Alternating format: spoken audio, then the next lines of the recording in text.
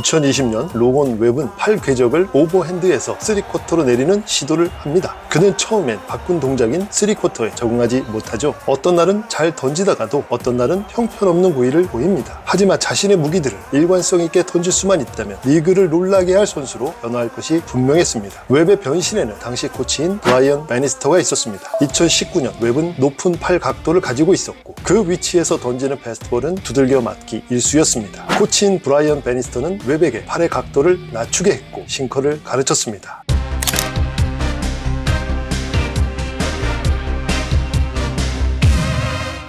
이후 싱커, 체인지업, 슬라이더 조합과 함께 눈부신 발전을 이룬 그는 2021년 27경기 11승 3패 팀의 에이스로 부상했고 팀의 지구 우승을 이끌면서 팀의 포스트 시즌 1선발이라는 중요한 역할을 맡게 됩니다. 포스트 시즌에서는 데뷔전임에도 불구하고 7.2이닝 무실점 10K라는 엄청난 피칭을 보여주며 팀의 승리를 이끄는데요. 샌프란시스코 투수가 포스트 시즌에서 7.2이닝 10탈3진 무실점 경기를 한 건 린스컴, 범가너, 웹 딱 3명만 해당하는 기록입니다.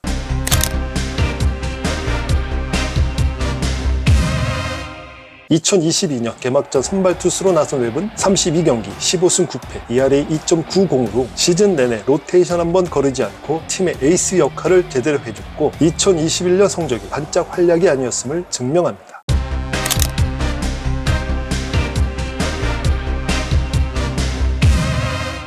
시즌 최종 성적은 33경기 11승 13패 ERA 3.25로 시즌 초반 극심한 부진을 겪었고 시즌 내내 타선의 도움을 받지 못했지만 BWAR과 FWAR 모두 5 가까이 찍고 커리어 하이 시즌을 보내며 팀의 에이스 역할을 제대로 수행해 주었죠. 특히 후반기에는 앤서니 데스클라파니의 시즌 아웃, 로스 스트리플링, 알렉스 우드, 알렉스 콥의 부진으로 팀의 선발진이 전멸하다시피 해서 거의 매 경기 불펜 데이로 경기를 진행하는 막장 속에서도 홀로 꿋꿋이 선발 로테이션을 지키고 216이닝을 소화하면서 메이저리그 이닝 1위를 기록하는 미친 이닝 소화력으로 팀의 불펜진 복사를 막아냅니다. 시즌 후 잭 갤런, 브레이크 스넬과 함께 내셔널리그 사이 영상 최종 3인에 들었고 갤런을 제치면서 사이 영상 2위에 올랐습니다.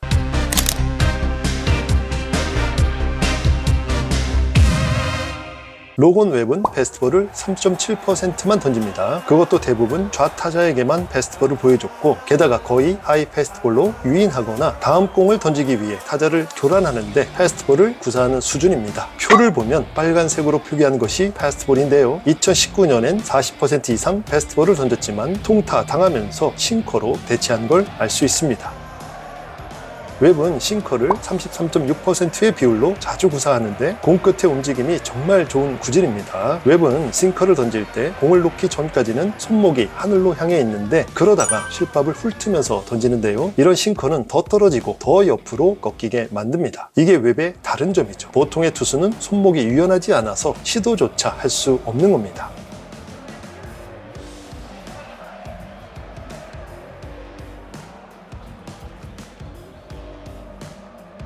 웹은 체인지업을 41.6%의 비율로 가장 많이 구사하는데 체인지업의 탄착 지점은 가운데 아랫부분이라는 걸 표를 통해 알 수 있죠. 가운데로 치기 좋게 오다가 갑자기 아래로 떨어지는 공에 타자들은 속수무책 당하기 일쑤입니다.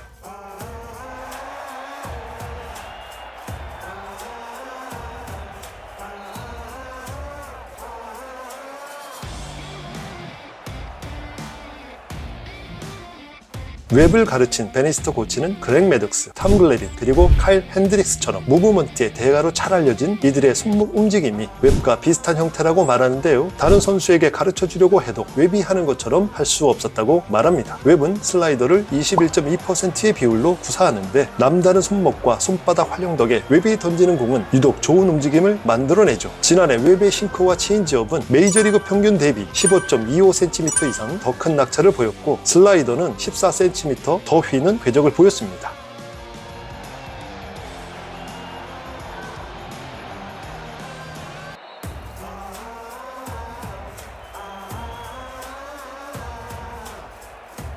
그랬기 때문에 지난해 메이저리그 전체에서 가장 좋은 62.1%의 땅볼 비율을 만들어낸 것입니다. 이 때문에 웹의 땅볼 유도 능력을 20-80 스케일에서 80을 주게 되었습니다. 웹은 21년 2차례 부상자 명단에 올랐지만 곧 돌아와 자리를 지켰고 148.1이닝을 던지면서 158개의 삼진을 잡아내고 팀을 지구 우승으로 이끌었죠. 2022년에도 부상자 명단에 오르긴 했는데 10월 막판 무리하지 않기 위해서였고, 무엇보다 192.2이닝이나 던졌고 시즌 내내 로테이션을 한 번도 거르지 않고 팀의 에이스 역할을 제대로 해냈습니다. 지난해에는 자그마치 216이닝이나 던졌는데 이는 메이저리그에서 가장 많은 이닝을 던진 기록이죠. 그래서 20-80 스케일 내구성 부분 80을 주게 되었습니다. 20-80 스케일은 메이저리그 스카우팅 리포트와는 다르고 제 주관적 견해가 더해졌고 성적에 따라 달라질 수 있는 점수임을 말씀드립니다. 심각한 단점 평균 이하, 평균 이상 뛰어난 재능으로 분류하는데 과거 약물 전력으로 80경기 출장 정지 처분을 받은 기록은 포함하지 않았습니다. 여러분의 20-80 점수는 어떤지 궁금한데요. 점수와 함께 그 이유를 댓글로 알려주시면 좋겠습니다.